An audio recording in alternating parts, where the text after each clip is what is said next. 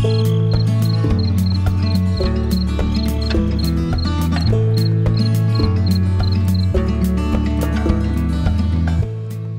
everybody, I'm glad you're here. Thank you very much for joining me once again. Might hear some banging. The new landlord's putting in some carpet upstairs.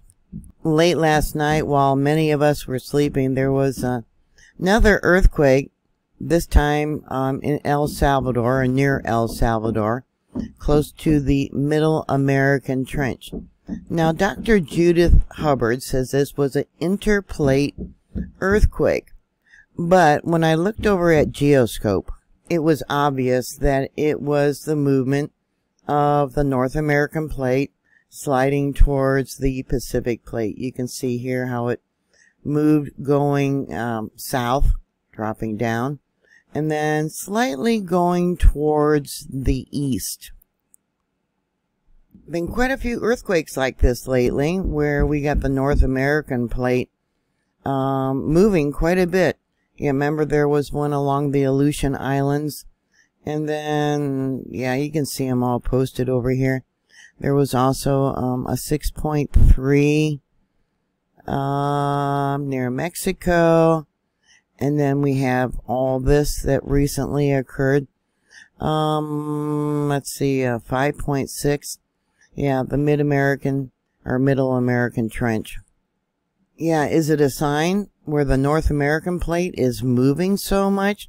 The first thing I did check was solar activity, because solar flares from the sun have been increasing in activity, and they do create earthquakes and volcanic eruptions here on Earth. Sometimes people don't look at the entire forest, so to speak, when they're looking at earthquakes around the world. Many of them are connected, and I think these events are connected. Also got to do with what's going on there in Iceland. The recent eruption there in Iceland, I covered that also.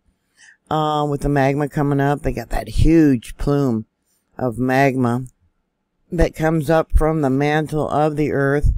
Let me show you this.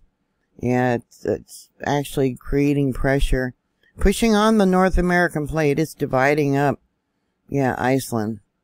Maybe it's my imagination, but with this recent eruption here in Iceland, it seems like the North American plate has been having more stress and actually moving more.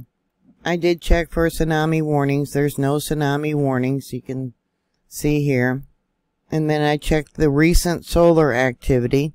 We got an M2, an M1, an M1. Let's see, and that's all from basically an area that they do not have listed for sunspots. There is two, yeah, actually quite a few, but these two areas of sunspots, 3373 and 3372, are pretty intense. 3372.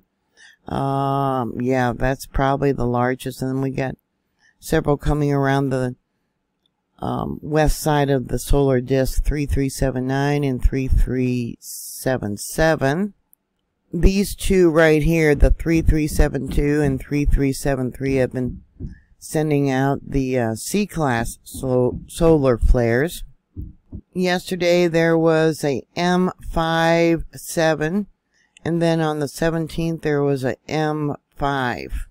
Now, for that M57, it says we are in a period with some high space weather activity, as two coronal mass ejections arriving on Earth during the past few days, causing multiple periods with a G1 magnetic storm condition. Despite the short nights, and weak aurora was spotted as far south as the Netherlands. My pets, my cats, are really clingy this morning. Yeah, meowing a lot, wanting extra attention. This is that 6.5 earthquake as it came in for South Dakota. Yeah, I slept through it. Look at that. Well, I can't say I slept through it. My one cat, Shadow, who I call my earthquake cat. Yeah, she kept bugging me and bugging me last night. Maybe this is why. Here's the earthquake signature as it came in at the Aleutian Islands, Alaska. New Mexico. Another one for Alaska, Oregon, Florida. Let me make that one bigger for you. This is the monitor that they have there at Disney World. Is it going to load? I don't know. Don't look like it. There it goes. Okay. Texas, Oak Ridge, Massachusetts. Not too bad there on the right for Hawaii. Again, South Dakota. Look at, yeah, Arizona. Holy cow. Tennessee. Look at that. Yeah, there's another little one showing up there. I'll have to check that out for Tennessee and Indiana and Ohio. Something came in. Let's see. New York, Texas, Idaho. Let's check that one out for Idaho. If it shook up Yellowstone, I'll have to download the data. Up here is West Thumb. Yellowstone Lake, the borehole. Mary Lake right here. Western boundary, and I'll pull it down for the bottom one. That would be Maple Creek. USGS gave it an intensity level of 8. Panel walls thrown out of frame. Fall of walls, monuments, chimneys, sand blowholes, and drivers of autos would have recognized the shaking. The first report that comes in that was sent into EMSC said it was very loud and they had things that fell off their shelves, and they were in El Salvador. The next one said it felt very strong, and then this one here says it felt super strong. This one here says even though they were in their car on the highway, they felt it strong. A news article that I translated said aftershocks increased to 104 aftershocks. Oh my goodness. And they're saying it was a 6.8 earthquake.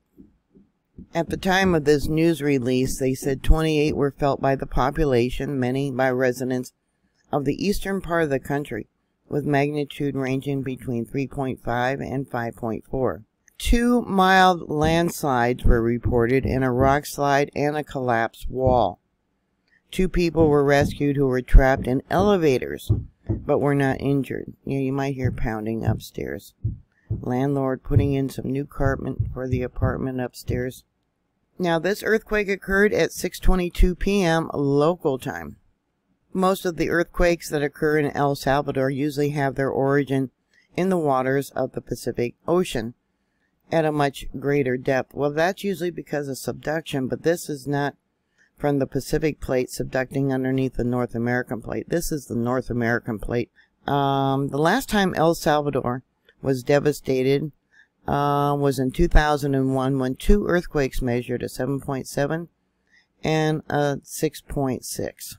USGS often, as we know, downgrades these earthquakes, so I think I'm going to change this to a 6.8. Let's see, rename. There, okay. 6.8, and that's probably a 5.5, not a 5.0. But this is all USGS has got listed. Yeah, 104 as of that reporting. Yeah. But things are increasing around the world. The North American plate has been highly active. So you guys really need to be prepared for a disaster. Do you have a bug out bag in your car and by your door for medicine, food, water, your papers that you might need? Who will pick up the children if they're at daycare or someplace else? Say it happens during school. Do you have a designated person that would be responsible for picking up the children from school or wherever they may be? Do you know where everyone will meet? Now, if there is a major earthquake somewhere, more likely your cell phones won't be working. The system would be overloaded, but often text messages still works. And you should have a person that's out of state to send text messages to let them know if you're okay, where you're at, and what could be going on. Have a pair of shoes next to your bed if it occurs at night.